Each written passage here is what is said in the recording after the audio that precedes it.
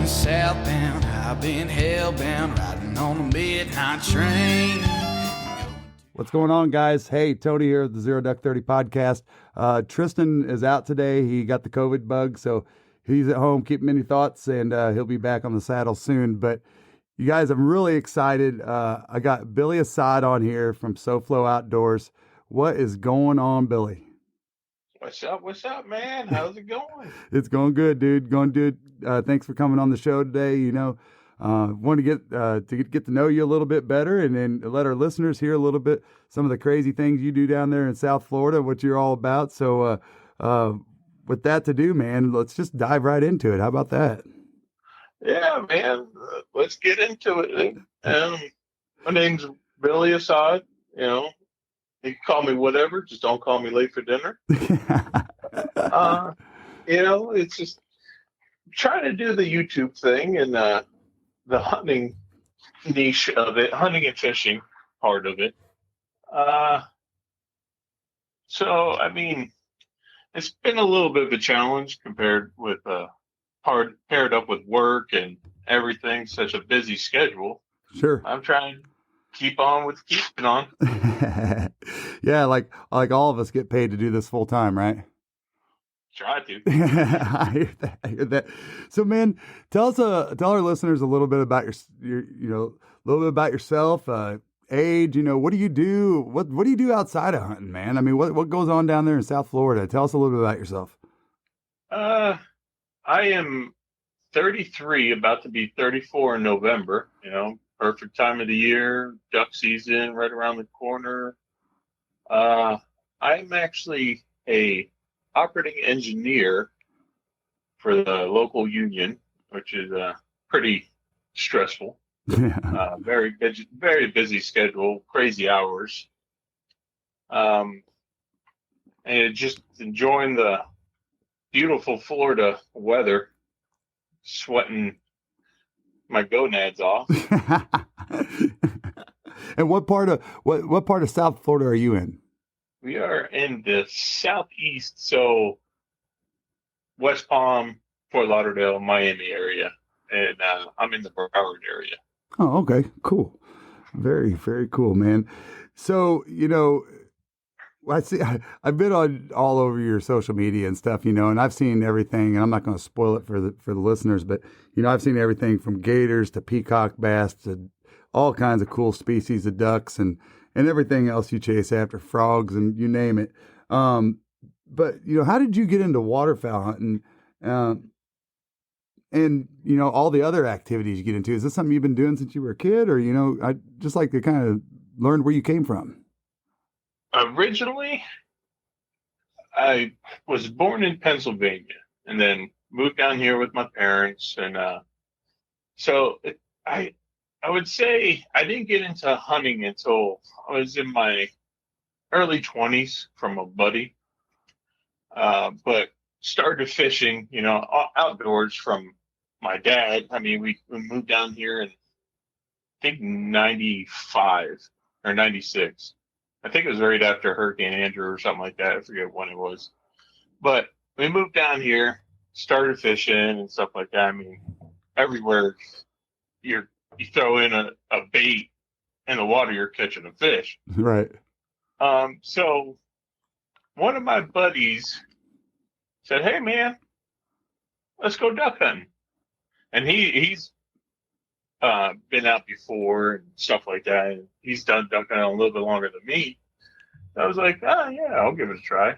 And man, I wanna put him in the ground for it, because I've spent so much money on this freaking hobby or sport or whatever you want to call it. Because after that first season, went out, bought a boat, went out, bought a decoys, a whole bunch of decoys and ammo and calls and everything. And he kind of put me in some debt. Hasn't somebody done that to all of us? Yep. Wow. But I definitely love him for it, because, man, I mean, chasing birds is nothing like it. Yeah, it's a different world down there in Florida, as you know. Oh yeah, man. So What all do you get after down there? I mean, are you just chasing everything, whatever season's open, or what's up? Pretty much anything that's crawling or flying or walking or hopping. Yeah, I mean, deer season is all right. It's deer season now down here. It's almost getting into general gun, I think. But I don't really haven't gone for deer down here. Hmm. But alligator is started up. The first phase just ended, I think Monday or Sunday actually, and I pulled some tags for the second phase, which actually started Monday, which would be August 22nd. So I gotta get everything prepped for tomorrow because me and my buddy have I got tags for Lake Okeechobee, so I gotta get everything ready. Haul butt up there and try to pull out another monster like I did 2 years ago. Is that the one in this picture we got it on the TV here? Yes, sir. Wow. 12 foot on the dot. Look at that freaking Godzilla of a creature. That is beautiful. Yeah, and you guys have to get on social media and check this stuff out on YouTube. But yeah, go on. So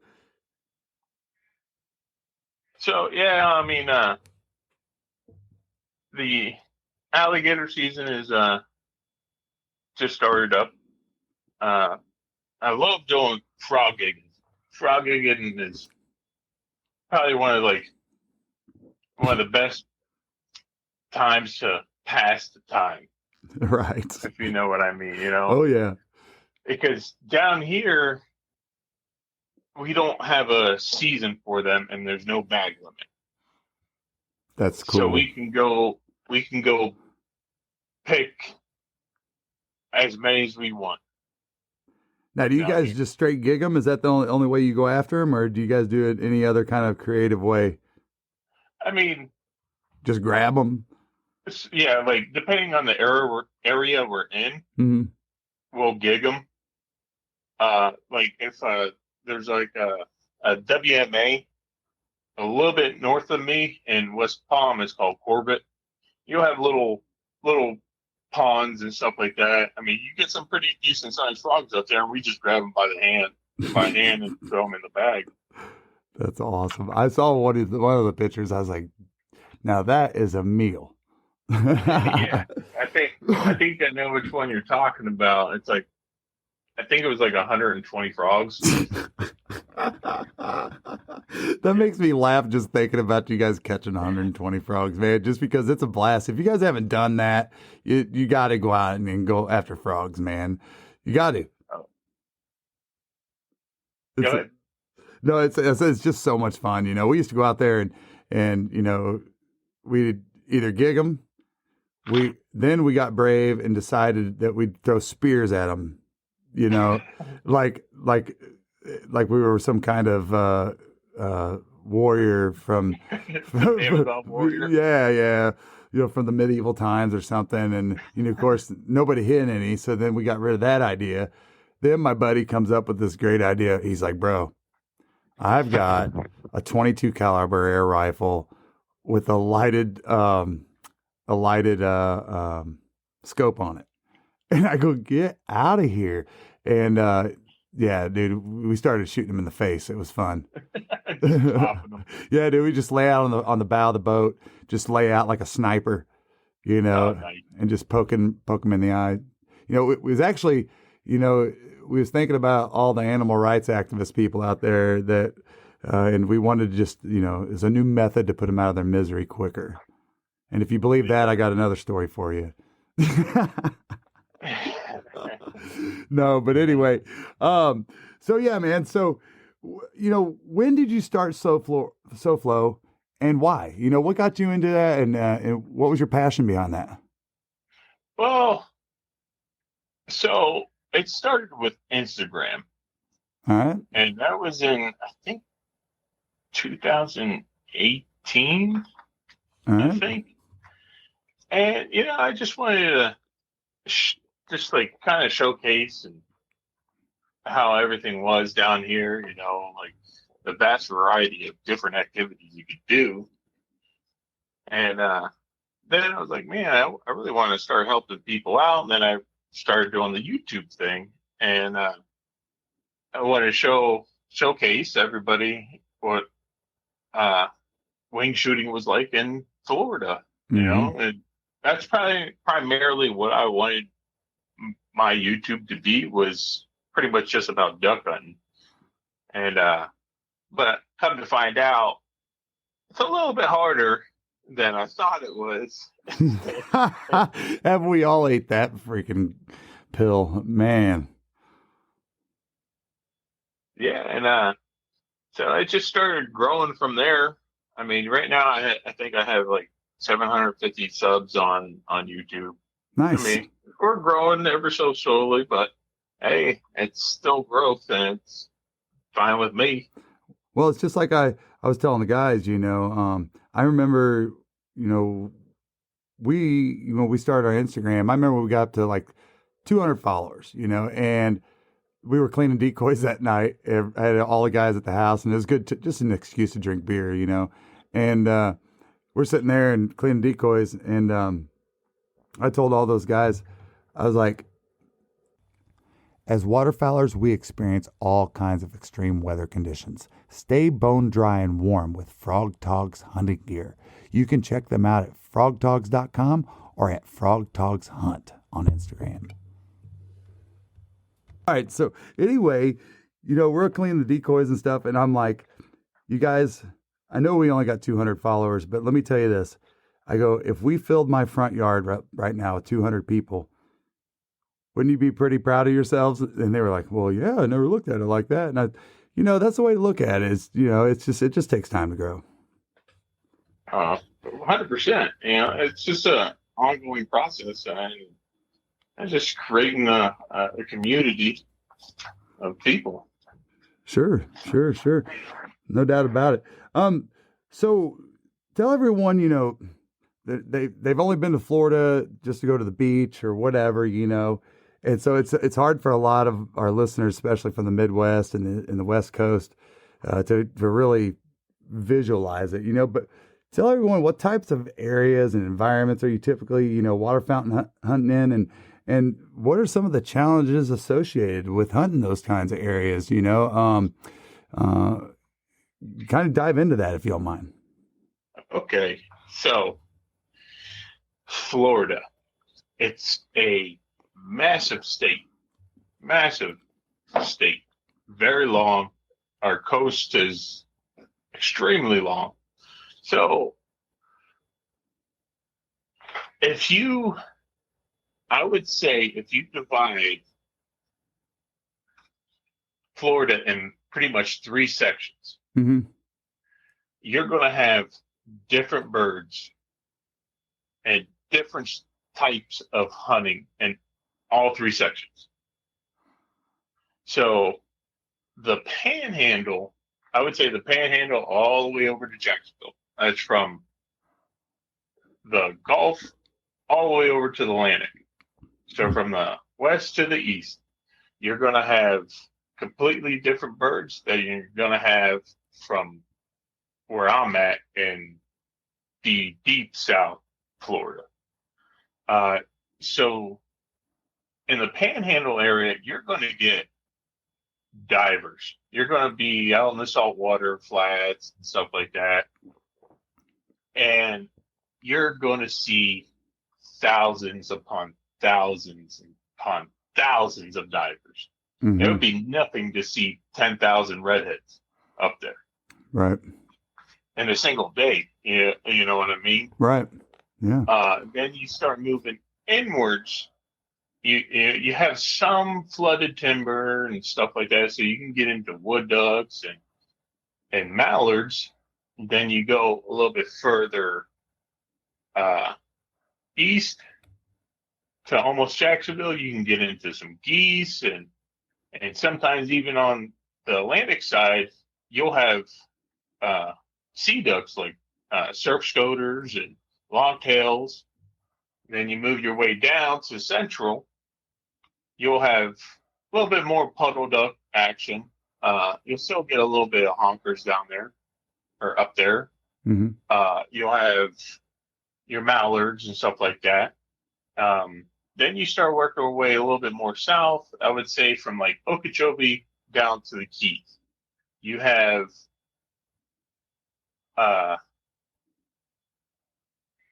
some diver action, some puddle duck action. Not too many sea ducks. I've only seen one. I wish I would have.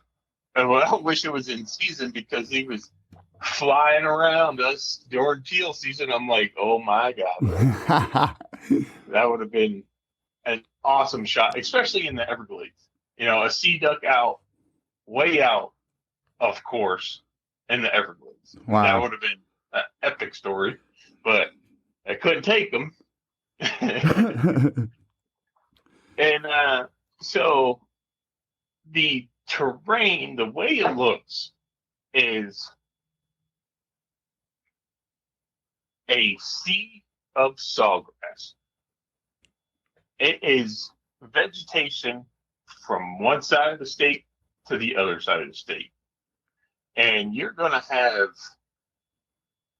a pretty big problem if you don't have a boat down here or a kayak or anything to float across some water. Mm-hmm.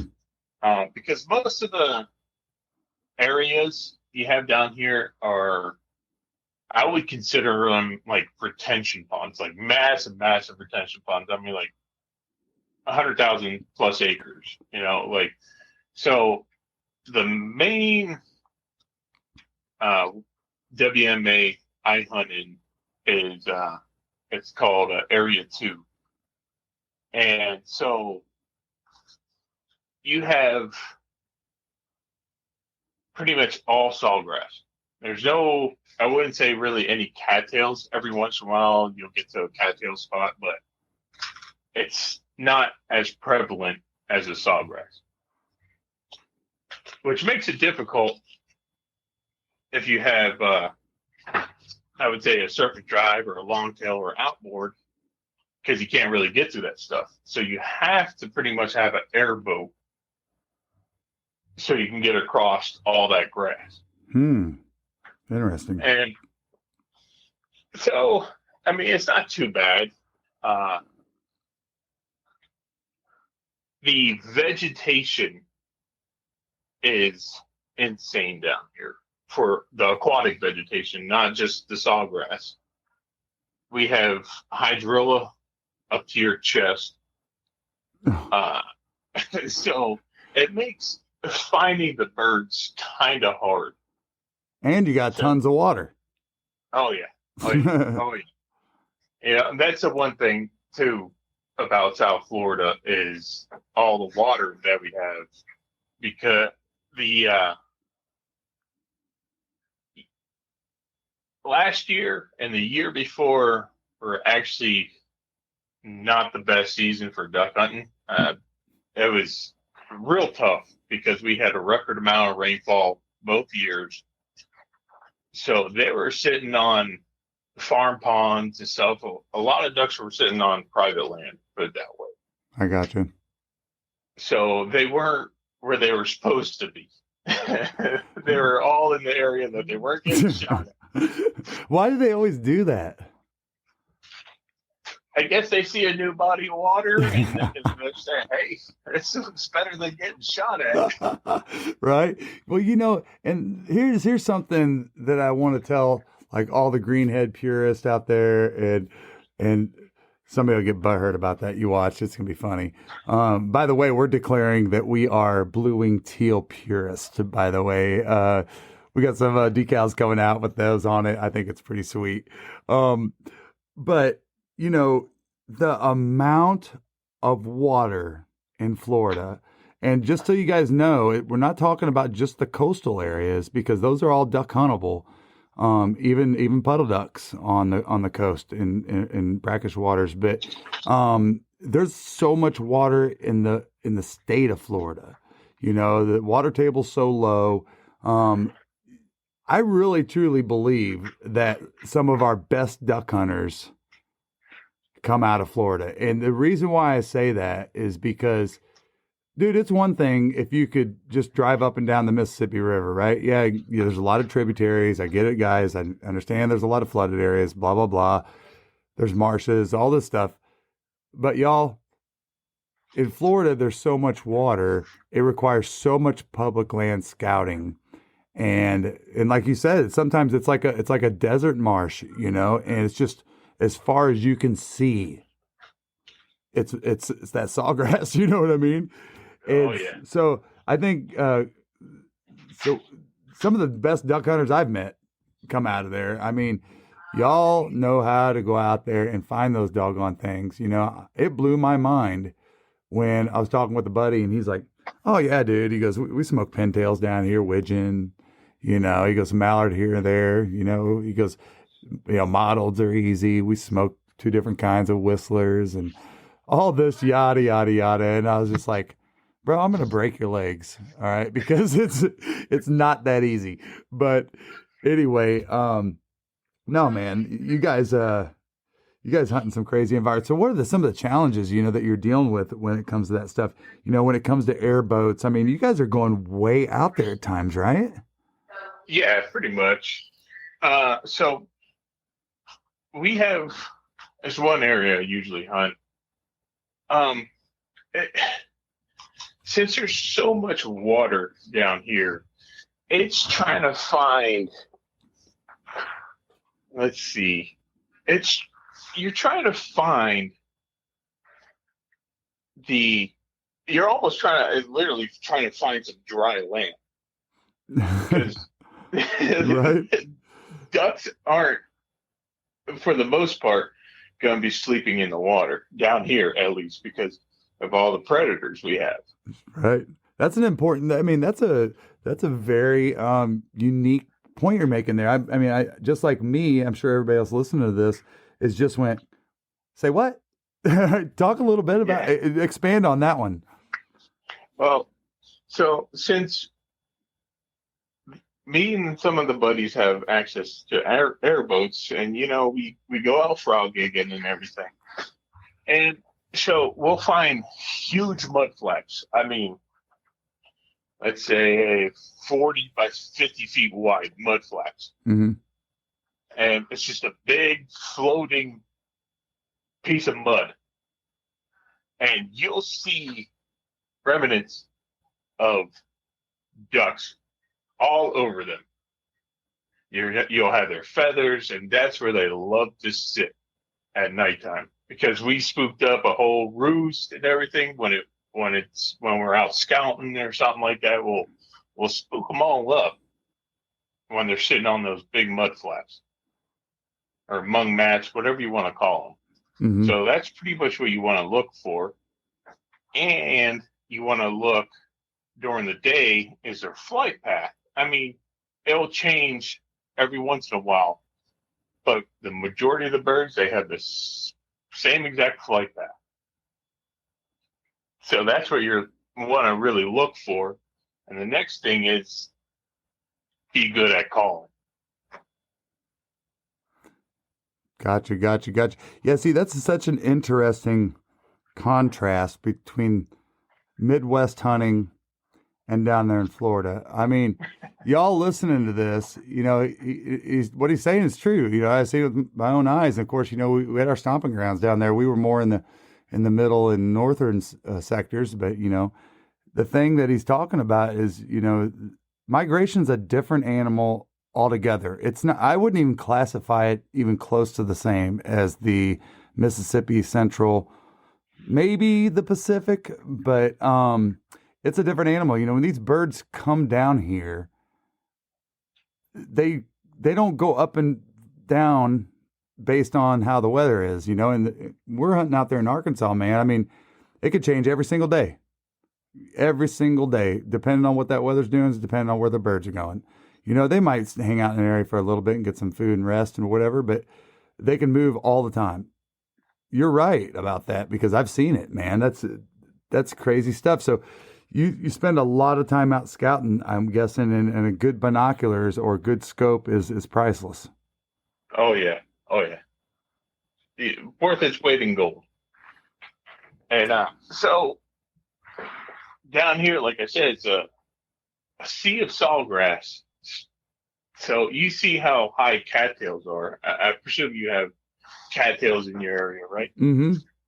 So they get up to like 10 feet tall. Mm-hmm. Sawgrass, you're 5 feet. So you have like, it almost looks like a prairie, but I can of visualize water. it. Now, is that tidal at all? Some is, some isn't, or Um, the way South Florida manages the water, I would say it's almost tidal I see. because it seems like they hold water right at the beginning of duck season. They're not really pumping it out or anything like that. So the water just keeps rising if they're holding. You know what I mean? Mm-hmm.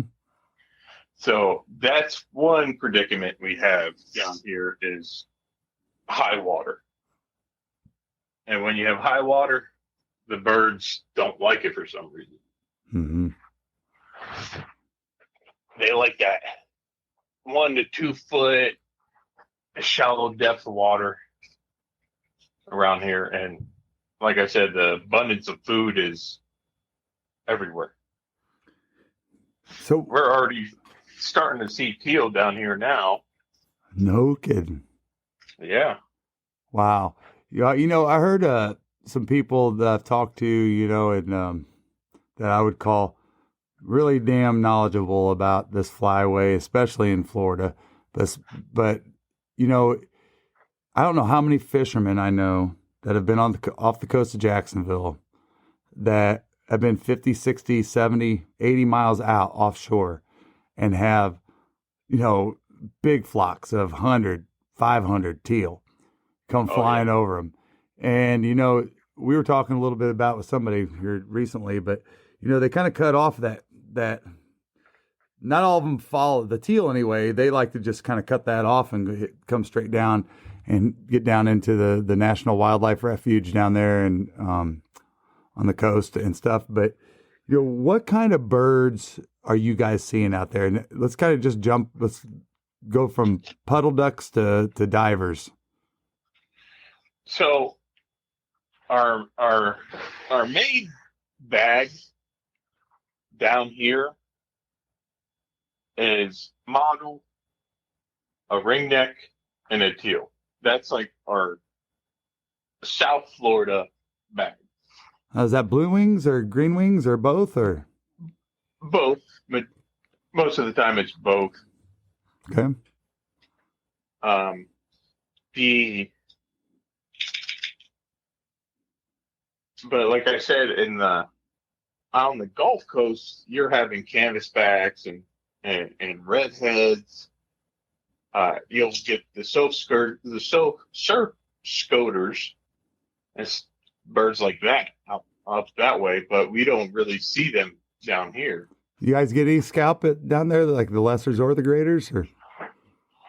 Yeah, we'll get some bluebills down here. I know a couple years back, early season, especially from I'd say mid Florida down south, I was getting a lot of reports of a lot of lesser scalp getting smoked in the month of October. I mean, not October, in November. Yeah. Like Lake Okeechobee, if you want some lesser scups or greater scups, that's the place to be. Nice. It's Lake Okeechobee. You'll see them just like the redheads up in the Panhandle. It's crazy. You'll see them just loafing on the water out there, and you'll see them by the thousands. And it's like Florida, like I said, is a weird state because on the West Coast, you'll have a little bit more teal out in the saltwater marshes, Mm-hmm. and if you even go further south to, let's say, 10,000 Islands, that's a WMA. They allow duck hunting there. Mm-hmm. Or actually, I'm sorry, it's a refuge. So they allow duck hunting there, and it's all saltwater marsh. The you'll get pintail, teal, widgeon, a whole variety of birds down there. And on the East Coast where I'm at, you're mainly seeing teal, mottles, and ringnecks. And then black belly whistlers. I'm sorry, I forgot about that, dude. Because their population has exploded. Yeah, that's what I've been hearing. And it's just the regular 6 limit on those, right? Yeah. Gotcha. Is it the same with the, now you guys get some Fulvius down there too, right? Yeah. Yep. You're only allowed one of them down here. One of those down there. Okay. Yeah. And if y'all haven't seen, what those ducks are all about, those, they are some unique acting animals. And that was kind of leads into my next question is, if someone's wanting to target black belly whistling ducks or Fulvius, because, there's a lot of people out there that are just out there to try a different experience and knock that one off the list. What's their behavior like? Let's first, before we get on to the second part of this question, let's just talk about what do you see in the behavior of how whistling ducks act year round? Like, what do they do? What does a whistling duck do? So we'll start off with the black belly. The black belly is definitely a flock duck. What I mean by a flock duck is that they're going to be in a group of usually like 5 or more. Okay. And it's not a problem to see maybe 15 to 20 of them flying together. So you'll have a real good chance of getting your limit of whistlers. Do you want coffee that doesn't suck? Get the Duck. Dirty Duck coffee is made specifically for the waterfowl enthusiast. Enjoy flavors like Morning Wood, Dark Dynasty, Cinnamon Teal Snickerdoodle, and First Flight to unlock the flavor that you'll enjoy in the blind for years to come. Our friends at Dirty Duck Coffee Company are now offering all Zero Duck 30 followers a 15% discount when you use code ZeroDuck15 on your next order.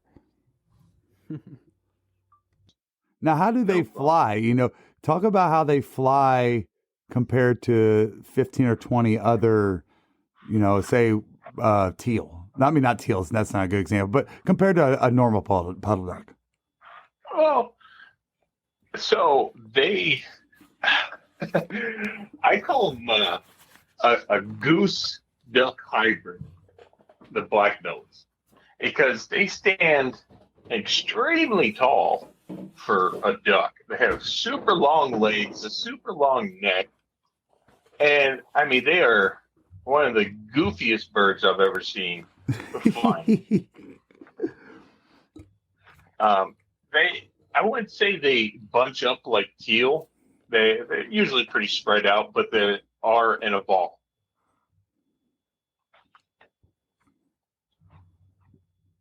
So whenever they're flying in, I mean they don't quack. They whistle, literally whistle. It's just like almost like the teal whistle. Yeah. So if you do kind of like a widgeon sound, it's something like that. Yeah. Something.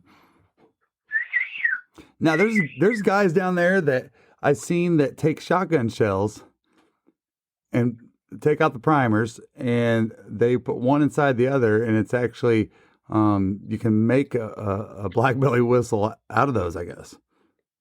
Yeah. They punch out the primer on both ends, like where the firing pin hits the shell. Mm-hmm. They punch that out on both sides. Then they take 2 of them and they stick it to each other, like kind of like glue them, press them into each other. Mm-hmm. And you have your whistle right there. Now, now, what I've witnessed with those, and this was actually, I really got a clear picture of this last year during early teal. I'd heard how much that they feed at night. but I guess I didn't really realize it until I started realizing it in my head during this early teal 2 days in a row. And then, of course, all the other experiences. Every time that I have seen black belly whistlers, unless you're hunting in a very heavy hunting area that keeps them up for a while, dude, they're going from point A to point B, and they're usually, when you're seeing them, they're going to their roost, right? Yeah. During the first daylight hours, right? Is that right? Yep. Yeah. Yep. That's what I've seen out of them. I've seen them in trees. I've seen them on telephone pole. 100%. Yeah. Yeah. There's a real cool area, kind of a little bit more north than me. It's I don't know if you heard of TM Goodwin. Yeah. Yep. Yeah. So there's right next to it, there's a WMA, and it's lined with pretty much old palm trees. I don't know if it was an old sod farm or something where they had the rows or whatever it was that they flooded eventually. Mm-hmm. It was lined with palm trees, so they are everywhere. And you got to be kind of careful when you're running out there because you have those big old stumps in the water. It's There's a lot of bass fishermen that go out there. If it's the same place where I'm thinking of. Probably. Or you might be thinking of Headwaters. Yeah. Yeah. Because it's like in the general area. I gotcha. The that area is, I'll almost say it's Whistler duck heaven out there. I've seen a couple, 3 or 4. Yeah, it's just, they're such a weird one, man. I mean, you can tell if y'all see some whistlers coming, at first glance, all you Midwest guys, you're like, here come a bunch of honkers. And their head sits kind of low and their neck kind of sticks out, but they fly like in a flock, like he said, in a V, like a Canadian goose, sort of. Yeah. Like I was saying, that they're almost like a hybrid. Yeah. Yeah. And they're slow, and what a great duck for youth to get after, but they just start to fly. They start to fly higher and higher as people start to increase their BB, as the season goes on, they start to fly higher, but it's such a unique duck. And the population exploding. I mean, keep exploding. Maybe we'll get a conservation season, but I do think that they're starting to get this big love. Floridians are getting this big love for the whistling duck because it's such a common sight anymore. But talk about the mysterious, to me it is anyway, the mysterious fulvous whistling duck. How's it different from the black belly and what? I don't know nothing about their behavior. They're pretty similar in stature. It's just a little bit smaller. I would say they're like a wood duck size. Mm-hmm. Their neck is a lot longer. And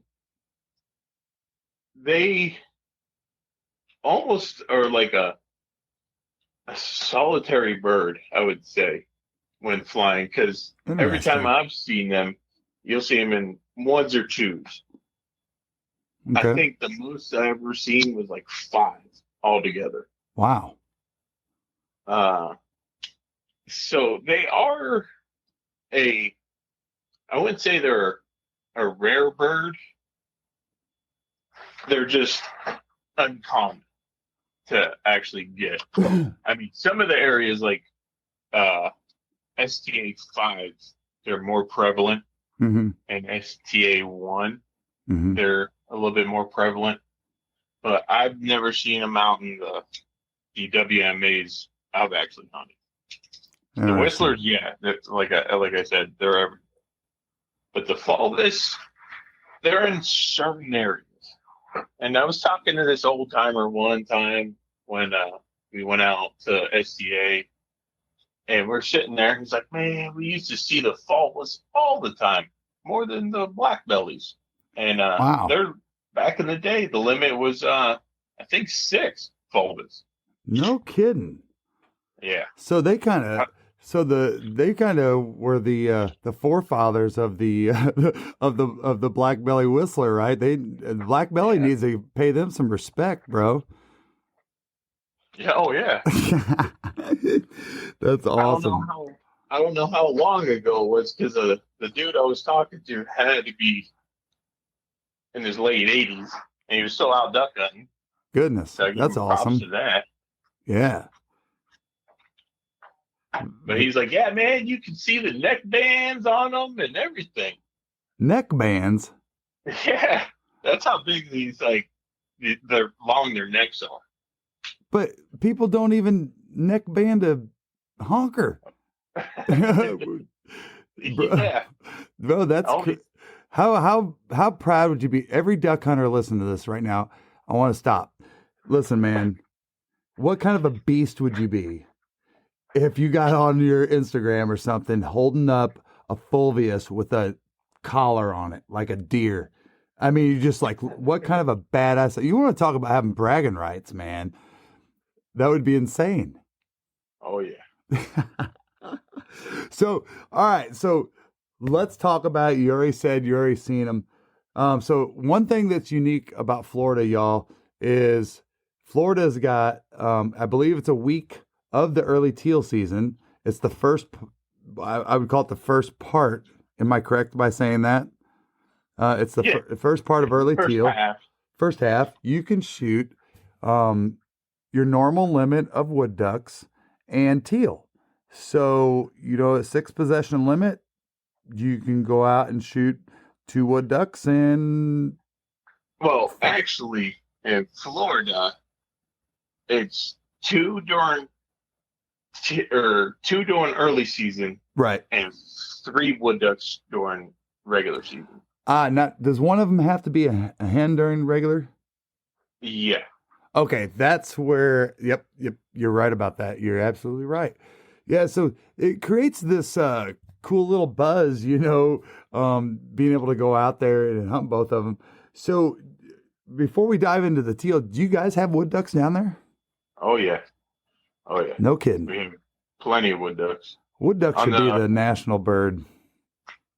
It was opening day last season.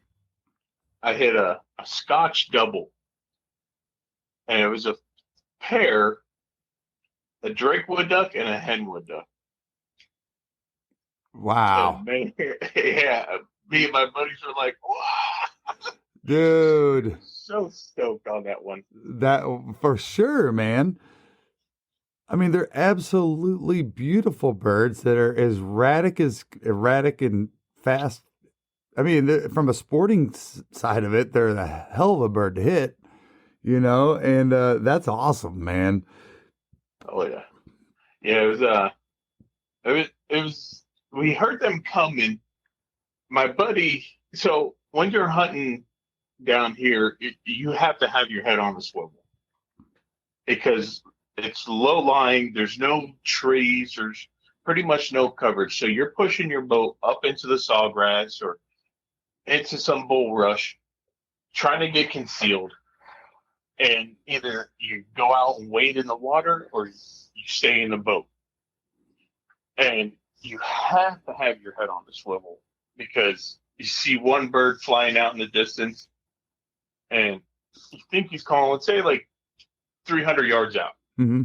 You think he's coming in and you tell your buddy, hey man, make sure you're looking the other way. I'll keep my eye on that bird because as soon as you take your eyes away, there's going to be another bird flying behind you. You're going to miss it. You're just going to hear that. Yeah, right. And you're like, what was that? And you look by and you just see the butt of a duck flying away. Man, you ain't lying. That is one cool thing about being in the marsh, that you don't get so much in the timber is that, and it's just the obstruction of trees. But yeah, when you get your tower bust at Tom Cruise type speed. Dude, yeah, it's like, I swear it makes the hair on my bald head move. Oh yeah. Oh yeah. So what is, you guys are out there, the teal that are down there, I mean, most of them, I'm assuming, are eating a lot of crustacean, a lot of shallow water crustaceans of different sorts. There's not necessarily crops of rice. I mean, you get your wild millets and things like that, but what do you see down there? Out in the Everglades, hence the name Everglades. So all the glades is just a sea of sawgrass that goes on forever. Right. You have hydrilla, so you're mainly seeing them eat actual plants. Really? Very cool. Okay. Yeah. So that's what their typical diet consists of. And you'll see them eat the whole bunch of tadpoles and stuff. Like, we have a real good population of frogs, as you see in that one picture. Right. They'll eat the tadpoles and maybe little minnows and stuff like that. That's pretty much the majority of the teal's diet down here. But like we said before, kind of repeating ourselves, it's just everywhere down here. And that's what makes it hard. Right. What kind of numbers are teal? Like, everybody, it's no secret that like South Texas is, it's just a massive teal smashdown during early teal. You get real lucky in Arkansas. Everywhere else, it's a little flighty down the Mississippi Flyway. I know it can be good in some of the other, like Louisiana Delta and all that stuff. But, do you guys get into them good? Like, I mean, when you find them, what kind of numbers are you seeing down there? A lot. Yeah. A lot. The teal numbers are excellent down here. Especially like during late season when you're not really seeing any big ducks, you're shooting majority teal. So, so you're going to tell me that you are a blue-winged teal purist, aren't you? I mean, I would say. I need somebody on board with me on this, right?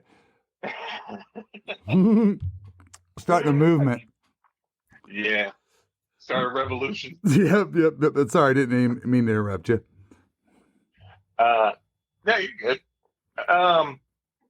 But we'll see, I mean, flocks of hundreds of teals, 100, 200, 300 teal. Jeez. Yeah. And it's, if you want to take pictures after season of some stud blue-winged teal, this is the spot to be, because we'll run up in the airboat to a certain spot we go to, and you will see easy 2,000 teal sitting there, and they know it's not season. I wish they acted like that when it was season, because we'll pull up in the loud airboat. We're running straight pipes on an aircraft motor, and we'll pull up. They'll jump up, but they will not leave. No kidding. So they act like a bufflehead. Yeah. They'll just keep circling, landing, and circling and landing. They know the routine, man. Oh, yeah. But if it's during season, we do the same thing and pull up. They're not coming back. They just went to Argentina. They're not coming back. Yeah. Exactly. Oh, those birds drive me crazy, dude. They're so fun. I got lucky. I am, because I'm a veteran, Florida does this, the veteran and military hunt at the end of, after closing weekend. So usually it's the first weekend of February, and went down and we, Merritt Island's a huge place. It's down close to where they launched the rockets and everything else. But, hey,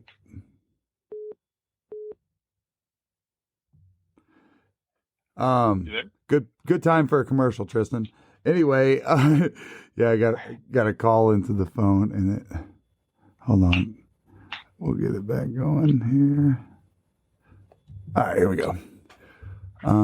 Where was I at with that? Doggone it, what is that? Oh, so anyway, yeah, we got lucky and start back over. So we went down during the veteran and military hunt. I went down there with a buddy of mine, Mario. Have you met Mario Casado? I don't think so. Yeah, you will at some point. They're crazy. Him and his wife, his sons, they're duck smashing machines. But went down there with some buddies and stuff to hunt that, and man, we racked them and stacked them on the blue-winged teal fully plumed. And I'd never hunted that late in the season, obviously. And what a difference that extra week or so made to the beauty of those birds. I had no idea the iridescence with that purple into the blue-gray on their head, the white V-stripe they can get down the back of their heads. I mean, they are an absolutely beautiful bird. And, yeah, I think we took home 3 mounters out of that weekend. Awesome. I mean, that day. Just a very cool bird that's tough to hunt. And obviously you guys just have a pile of them down there. So, man, I mean, that's something that if you all are out there and you're trying to get after a blue-winged teal and you want to go after some redfish, even go offshore and go smoke some teal and wood ducks, if it's during the first week, y'all got to get down to South Florida, man. So I always love to talk, just about everybody I have on the podcast. I tell Tristan this, I want to know their funny story, because I think there's so many, or not even just their funny story, but their most favorite story. Because I think, in so many ways, we all do the same stupid stuff. We all have a whole bunch of fun. And what's your craziest or funniest story, that you can remember? Our partners at Huntwise are offering an exclusive discount for Zero Duck 30 followers. As an elite member, some of the features you'll immediately gain access to are Huntcast, Windcast, peak kill times, property lines, owner information and phone lookup, 250 map layers, unlimited offline maps, 3D maps, social media, and on top of it all, save up to 50% on some of the top hunting brands in the industry. Download and explore the #1 hunting tool set today and save 20% by using code DUCK30. I got a couple. Phil, go ahead. Tell them up, man. If you got a couple of them, go right ahead, because everybody listening is probably been through the same shit. So, okay. From I would say the second or third season I started hunting, like really getting into birds. Mm-hmm. And I'm sitting there, I'm like, man, I really want a spoonbill. A stud spoonbill. I'm sitting there waiting. Nothing one season. Next season, we're like, okay, I'm going to get one this season. So we draw an STA permit. Mm-hmm. We go out, and it's me and 2 other of my buddies. We're sitting there. I tell my buddy, I'm shooting a spoonbill. He goes, okay, I'll see if that happens. So we're shooting nothing but ringers that morning. Mm-hmm. And this one bird is coming straight at me. And we're like hopping around like in this little slough. I mean, we were moving around way too much. But the birds seemed like they didn't care. So I'm like, let's spread out and see if we can get something to like land in the decoys, because I think I might be exposed a little too much or something like that. So I'm going to move down. I moved probably about like 60 yards from my buddy. We're kind of spread out now. And I have this spoonbill coming in. You see this $50 on its bill. I mean, plain as day, and he's lined up directly with me. And my one buddy, that was his first season. And like I said, he was about 60 yards away. And I'm starting to get ready to shoulder my gun. And all of a sudden, my buddy shoots at it. And it flies away. I'm like, oh, snap. My God. And my buddy that's even further away, he goes, hey, that was your spoonbill. I'm like, you gotta be kidding me. He was flying right for you. Exactly. Oh my God. So last season, I go to my buddy. We run up north a little bit, almost to central Florida, and I tell him, hey, I'm shooting a spoonbill. So, dude, I love your passion for the spoonie, dude. I love the spoonie. I do. I just want a beautiful stud spoonbill duck. So we're sitting there. We're sitting in the swamp. We're waiting. You know, we push the airboat out into the bulrush to hide it.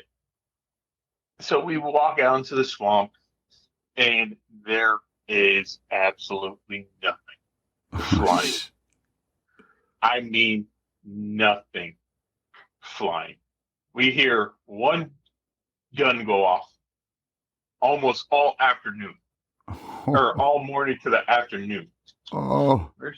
We're sitting there and we're toughing it out, and we're starting to get drained because we slept in the swamp, and in the morning time, we're just like, hey, let's go walk out, start setting up. And he goes, all right, man, let's go. And it's about 1 o'clock in the afternoon, and we're sitting there like we're kind of like almost dozing off that it's that slow. And I just look to my left, and here comes the spoonbill. I just look at it, and it just flies away. I'm like, oh, no. Why? He flashed you and passed you? Yeah. Oh.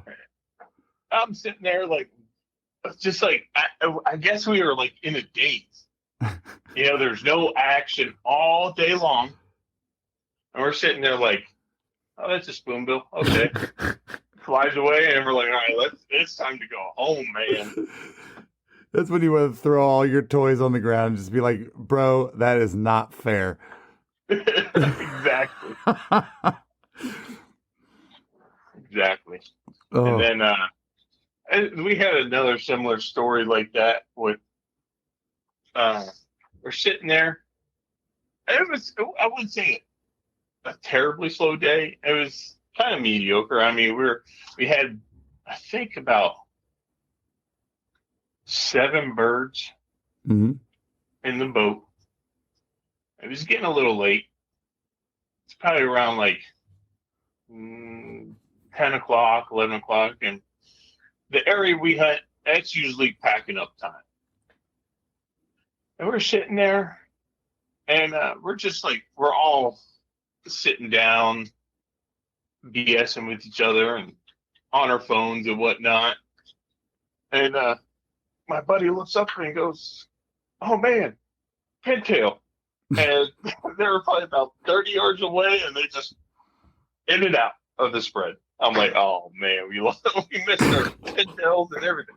And it was a late season pintail too. Because I think that was like the second to last day of the season. So he would have been a full spring. Wow. Jeez, man. You know, it's so crazy that, you know, I love seeing the eyes of a hunter, you know, Tristan and I, if you guys follow this podcast, follow us hunting, all that stuff, you know, one thing that I'll get up and fight like somebody's messing with my own daughter type of fight is if I see people like not giving credit where credit is due, because, you know, there's this false perception of what a hunting experience is supposed to be like, right?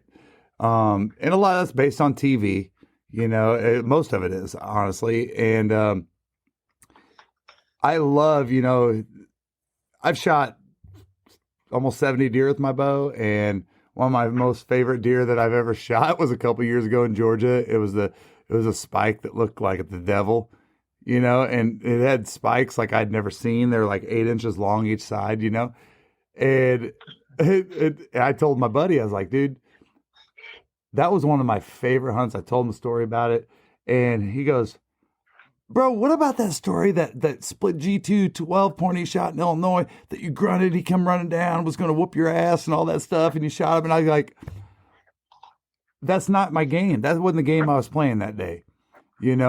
It's such a different game no matter where you hunt and what you do. Down there, you're down there hunting in South Florida. And like I said, some of the best duck hunters come from there.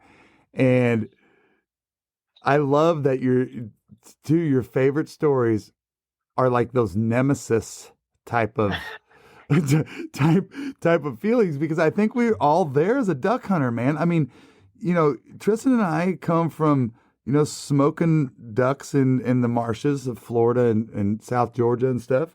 And bro, we didn't kill a mallard our first year in Arkansas. Not even close. And that's after spending like 11 hunting days in the public timber, but we were just trying to figure it out, and I always talk about the timber guys. I go, man, if you come down here to our marsh, you're going to cry like a baby, then we'll go out and fish. But it's such a different experience depending on where you're at. There's professionals in every area, and it could be just the smallest of things. But the nemesis thing, that one, I could not get that monkey off my back on the mallard. And actually my first mallard in Arkansas was at Delta Thunder Outfitters. And Tristan's got a funny video that we haven't played yet because there's a lot of cursing in it. I dropped this mallard, and this is probably my favorite story of the last 2 years, is this mallard came over and I knew it was a drake. And I looked up, and I think somebody else shot the other one, but I boom, boom, shot it on the second shot. The wind was probably 15 miles an hour blowing away from us, and it caught wind. And dude, it landed out there. I don't know. It had to be 150 yards in a flooded rice field. And so I jumped right out of the freaking pit blind. I mean, right out. Just jumped out like an Army trooper and went because I was not going to be denied. No way am I losing. If that thing's wounded, I'm not losing. I'll go to Memphis, Tennessee to get that sucker. And I ran across this field, and Tristan's got a real funny, like a fast forward of it. But Cade said from his perspective that he goes, how many shells can he hold in that gun? He said, holy shit. He said, I was running, and Cade said it didn't look like that I missed a beat. I shoot 3 shells, and as I shot one, another one came out of my holster, went into the chamber, and it was like I had this rotating right arm the whole time, and boom, boom, boom, boom, boom. I was going to smoke, and I'm taking shots. I started my first shot 60 yards, chase this thing over, then it goes up and over the dike into a rim ditch. And I'm like, oh my God, he's going to go in that rim ditch and dive. I came across the top of that rim ditch, and he was standing there, and I didn't need to let more than one shot loose, but I blew its head off, dude. I mean, I was so, it was funny, but it can be just one duck, right? And it's that nemesis. And so you're going to be chasing the spoonie this year, right? Try to. You need a t-shirt that says that. Coming in. You need a t-shirt that says that. It says chase the spoon. Oh yeah. Yeah. Even though it doesn't sound too good. No, but everybody knows as a duck hunter what we're talking about. So man, you in the very beginning you talked a little bit about your YouTube channel. Talk about what you're doing on there. If somebody wants to go in into, especially the younger generation, they have such a small attention span. What can somebody see when they come and look at what SoFlo Outdoors is putting on the YouTube? You're going to be seeing me do quite a bit of freshwater fishing, a little bit of saltwater fishing, and mainly duck hunting. But the majority of my content is fishing right now. But I hope to take that up a notch this season, because I'm planning on doing a little bit of traveling to get on some birds this year. So it's going to be an exciting journey to do this YouTube. That's cool, man. Man, that's going to be awesome. And I know that we've subscribed with you, and we look forward to watching some of that stuff you put out, man. It's just unique. It's different. If y'all are out there looking for a different experience, man, I mean, this guy knows the South Flow. So, where can everybody find you on social media at? YouTube, it is SoFlo Outdoors. Okay. And on Instagram, it is SoFlo Waterfowlers, but you can also find me as SoFlo Outdoors. All right. On cool. Instagram. Cool. You on it? And I don't have Facebook or anything like that. And no Twitter. Too toxic, just like Facebook. All toxic. I've been southbound, I've been hellbound, riding on a midnight train.